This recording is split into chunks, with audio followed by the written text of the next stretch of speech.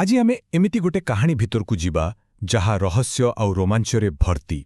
କାହାଣୀ ହେଉଛି ସାପୁଆ ପାହାଡ଼ର ନୀଳଶିଖାର। ଭାବିଲେ ତ ଗୋଟେ ଅଭିଶପ୍ତ ନିଆଁ ଆଉ ଗୋଟେ ଭୂତ କୋଠି, ଏ ଦୁଇଟା ଭିତରେ କୋଉ ସତ ଲୁଚିକି ରହିଛି?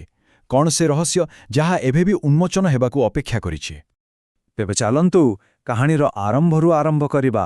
ଆସନ୍ତୁ ଜାଣିବା ସାପୁଆ ପାହାଡ଼ର ସେହି କିମ୍ବଦନ୍ତୀ ବିଷୟରେ, ଯେଉଁ କଥାଟା ପିଢ଼ି ପରେ ପିଢ଼ି ଧରି ଲୋକଙ୍କୁ ଡରେଇକି ରଖିଛି। କଳ୍ପନା କରନ୍ତୁ, ଓଡ଼ିଶାର କୋଉ ଗୋଟେ ଦୁର୍ଗମ ଅଞ୍ଚଳରେ ଗୋଟେ ପାହାଡ଼ ଅଛି, ନା ତାର ସାପୁଆ ପାହାଡ଼। ଏ ଜାଗାଟା ଏମିତି ଯେଉଁଠି ଲୋକକଥା ଆଉ ସତ କ'ଣ ସେଥିରେ ଫରକ କରିବା ବହୁତ କଷ୍ଟ। ଆଉ ଏଇ ରହସ୍ୟର କେନ୍ଦ୍ରବିନ୍ଦୁ ହେଉଛି ସେଇ ନୀଳଶିଖା। ଲୋକେ କୁହନ୍ତି ପ୍ରତି 12 ବର୍ଷରେ ଥରେ ଗୋଟେ ଅଦ୍ଭୁତ ନୀଳ ରଙ୍ଗର ନିଆଁ ସେଠି ଦେଖାଯାଏ। ଜାଣନ୍ତି, ଗାଁ ଲୋକେ ତାକୁ କ'ଣ କହନ୍ତି? ଆତ୍ମାର ଆଲୋକ। ହଁ, ସେମାନଙ୍କର ବିଶ୍ୱାସ ଯେ ଏଇଟା କିଛି ସାଧାରଣ ନିଆଁ ନୁହେଁ, ଏଇଟା ହେଉଛି ଅତୃପ୍ତ ଆତ୍ମାମାନଙ୍କର ଡାକ। ଖାଲି ସେତିକି ନୁହେଁ, ସେଇ ପାହାଡ଼ର ଠିକ୍ ଚୂଡ଼ାରେ ଅଛି ଗୋଟେ ପୁରୁଣା ପରିତ୍ୟକ୍ତ ରାଜମହଲ।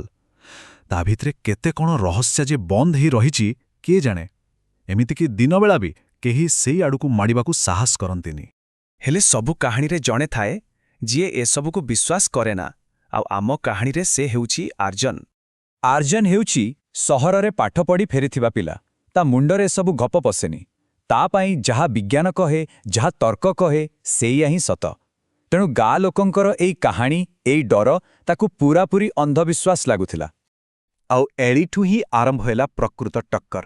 ଗୋଟେ ପଟେ ଗାଁ ଲୋକଙ୍କର ପିଢ଼ି ପିଢ଼ିର ବିଶ୍ୱାସ ଆଉ ଭୟ, ଆଉ ଅନ୍ୟପଟେ ଆର୍ଯ୍ୟନର ଯୁକ୍ତିବାଦୀ ମନ, ଯିଏ ଏ ଭୟ ପଛର ସତଟାକୁ ଖୋଜି ବାହାର କରିବାକୁ ଚାହୁଁଥିଲା।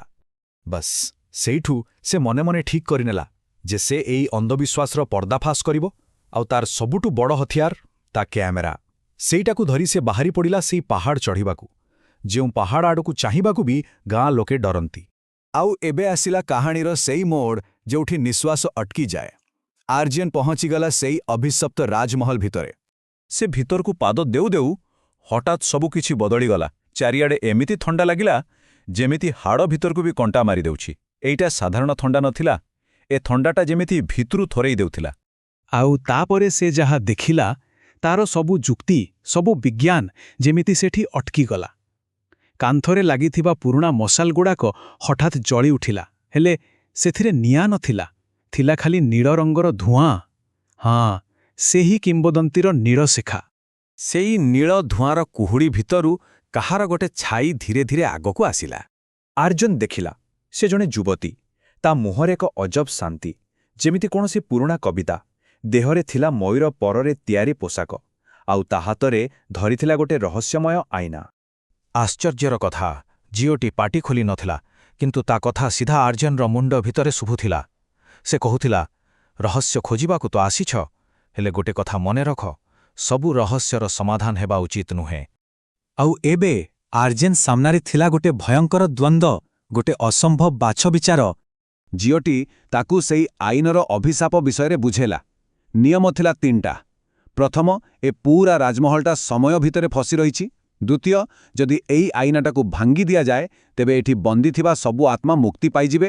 ଆଉ ତୃତୀୟ, ଯିଏ ଏଇ ଆଇନାକୁ ଭାଙ୍ଗିବ ତାକୁ ନିଜେ ସବୁଦିନ ପାଇଁ ଏ ପାହାଡ଼ରେ ବନ୍ଦୀ ହେଇ ରହିବାକୁ ପଡ଼ିବ। ସେତେବେଳେ ଯାଇ ପ୍ରକୃତ ସତଟା ସାମ୍ନାକୁ ଆସିଲା। ଆରେ, ଏ ଝିଅଟି ତ ଆଉ କେହି ନୁହେଁ, ବରଂ ଏଇ ରାଜମହଲର ରାଜକୁମାରୀ। ବହୁତ ବର୍ଷ ତଳେ ଜଣେ ଯାଦୁକରର ଅଭିଶାପ ଯୋଗୁଁ ସେ ପଥର ହେଇଯାଇଥିଲା। ଯେତେବେଳେ ରାଜକୁମାରୀ ମୁକ୍ତି ପାଇଁ କାନ୍ଦି କାନ୍ଦି କହୁଥିଲା, ତା ଆଖିରୁ ପାଣି ବଦଳରେ ଛୋଟ ଛୋଟ ମୂଲ୍ୟବାନ ପଥର ଝରୁଥିଲା। ଆଉ ଏ ଦୃଶ୍ୟ ଦେଖି ଆର୍ଯ୍ୟନର ସବୁ ଯୁକ୍ତି, ସବୁ ବିଜ୍ଞାନ କୁଆଡ଼େ ହଜିଗଲା। ଏବେ କଥାଟା ଆଉ କେବଳ ସତ ମିଛର ନଥିଲା, କଥାଟା ଥିଲା ଜଣକ ଜୀବନର। ଆଉ ସେଇଠି ଆର୍ଯ୍ୟନ ନେଲା ଏକ ବଡ଼ ନିଷ୍ପତ୍ତି, ଗୋଟେ ବଳିଦାନ, ଯାହା ଏକ ନୂଆ କିମ୍ବଦନ୍ତୀକୁ ଜନ୍ମ ଦେଲା। ଆଉ ଏମିତି ଭାବରେ ସେଇ ପାହାଡ଼ର କାହାଣୀ ସବୁଦିନ ପାଇଁ ବଦଳିଗଲା।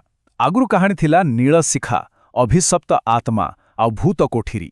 ହେଲେ ଏବେ ନୂଆ କାହାଣୀ ହେଲା, ସେଠି ଆଉ ନୀଳଶିଖା ଜଳୁନି, ଆତ୍ମାମାନେ ମୁକ୍ତ, ଆଉ ସେ ପାହାଡ଼ର ଅଛି ଜଣେ ନୂଆ ଏକାକୀ ପହରାଦାର। ଯେତେବେଳେ ସକାଳେ ହେଲା, ଆର୍ଯ୍ୟନର ଚେତା ଫେରିଲା। ସେ ଦେଖିଲା ସେ ପାହାଡ଼ ତଳେ ପଡ଼ିଛି। ଉପରକୁ ଚାହିଁଲା ତ ରାଜମହଲ ଗାୟବ, ଖାଲି ଧୂଳି ଆଉ ପାଉଁଶ। କିନ୍ତୁ ତା ହାତ ମୁଠାରେ ଥିଲା ଗୋଟିଏ ମୟୂର ପର, ଆଉ ପକେଟରେ ସେ ରାଜକୁମାରୀର ଆଖିରୁ ଝରିଥିବା ଗୋଟିଏ ରତ୍ନ। ବାସ୍ ଏଇ ଦୁଇଟା ହିଁ ଥିଲା ତା ଅନୁଭୂତିର ଏକମାତ୍ର ପ୍ରମାଣ। ତେବେ ପ୍ରଶ୍ନ ଉଠୁଛି, ଅଭିଶାପ ତ ଭାଙ୍ଗିଗଲା, ହେଲେ ଆର୍ଯ୍ୟାନ୍ର କ'ଣ ହେଲା? ସେ କ'ଣ ସତରେ ମୁକ୍ତ ହେଲା, ନା ସେ ନିଜେ ସେହି ପାହାଡ଼ର କାହାଣୀର ଆଉ ଗୋଟେ ପୃଷ୍ଠା ପାଲଟିଗଲା? ବୋଧହୁଏ କିଛି ରହସ୍ୟର ସମାଧାନ ହିଁ ଆଉ ଏକ ବଡ଼ ରହସ୍ୟକୁ ଜନ୍ମ ଦିଏ।